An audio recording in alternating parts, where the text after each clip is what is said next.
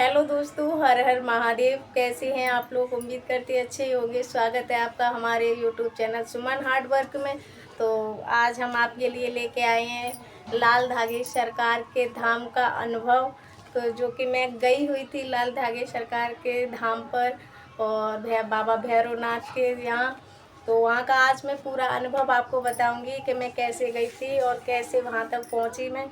तो मैंने यूट्यूब पे इंस्टाग्राम पे वीडियोस देखी थी और मैं फर्स्ट ही बार गई थी। बस वीडियोस ही देख के मैं गई थी वहाँ पे। तो जो भी अनुभव मेरे साथ हुआ है मैं आपके साथ शेयर करूँगी। और जो भी वहाँ जाना चाहता है तो जा सकता है। मतलब बहुत अच्छा है वहाँ का अनुभव। चलो मैं आपको बताती हूँ कि कैसे ये पर्चा बनता है। पहले तो वहाँ पे जाके ये पर्चा बनता है और ये ऐसा पर्चा होता है, देख सकते हैं आप। ये धाम का पर्चा है। तो मैं गई कैसे थी मैं आपको बताती हूँ। मैं गई थी यहाँ से वीरवार को 24 तारीख को मैं यहाँ से गई। सुबह सुबह यहाँ से मैं निकली हूँ वीरवार को। तो शाम को मैं पहुँच गई वहाँ 8 बजे। लेकिन मैं फर्स्ट बार गई थी तो मुझे कुछ पता नहीं था। मतलब कोई प्रोसेस नहीं पता था कैसे क्या होता है, कैसे पर्चा बनता है, कैसे दवाई मिलती है और कैसे मतलब महाराज जी से मिलना होता है। तो मुझे कुछ भी नहीं पता था। तो इसलिए हम एक दिन पहले गए थे। लेकिन हम वहाँ एक दिन पहले गए लेकिन हमने तो वहाँ कुछ और ही देखा।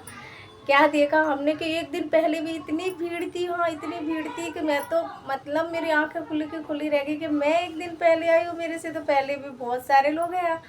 लेकिन वो लोग भी मतलब ऐसे ही गए थे बेचारे। कोई ट्रेन से गया था, कोई कैसे भी गया था। लेकिन हम तो खुद की गाड़ी से गए, अपनी गाड़ी से गए। लेकिन फिर भी हम एक दिन पहले गए थे कि मतलब कोई प्रोसेस हमें नहीं पता था।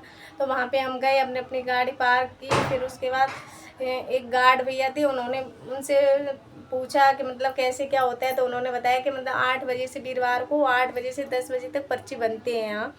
तो जाके उनसे पूछा तो फिर हम लोग वहाँ गाड़ी पार्क करके और तुरंत ही निकले पर्चे काउंटर के लिए। तो पर्चे काउंटर पे पहुँचे तो वहाँ पे मतलब 2 मैम बैठी हुई थी और पर्ची बना रही थी।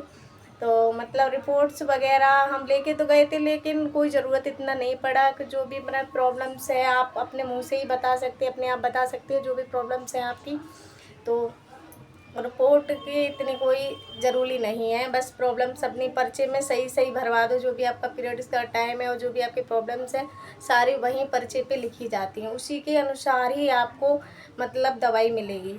तो जो भी बीमारी है आपकी, जो भी प्रॉब्लम्स है, आपको छिपाना नहीं है बिल्कुल भी। और आपको सब क्लियर ही बताना। वहाँ पे जो पर्चे में भर जाएगा उसी के अनुसार ही दवाई मिलेगी। तो हमने वहाँ पर्चा भरवाया। पर्चा भरवाने के बाद उन्होंने हमें एक छोटी सी पैकेट प्रसाद की दी और लाल धागा दिया।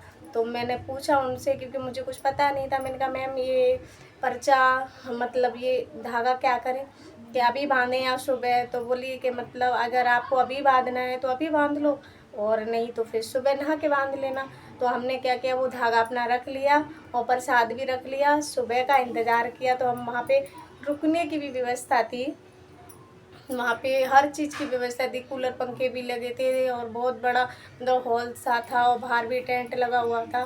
तो हमने वहाँ से गद्दे उठाए, गद्दे उठा के हम वहाँ पे रेस्ट करने लगे, हाथ मुँह धो के। फिर खाने की भी व्यवस्था थी वहाँ पर। फिर हम लोगों ने खाना खाया। खाना खाने के बाद हम लोग रेस्ट करने लगे। तो रेस्ट करने के बाद फिर सुबह में हम लोग उठे, फिर नहाए धोए, फ्रेश हुए, नहाए धोए।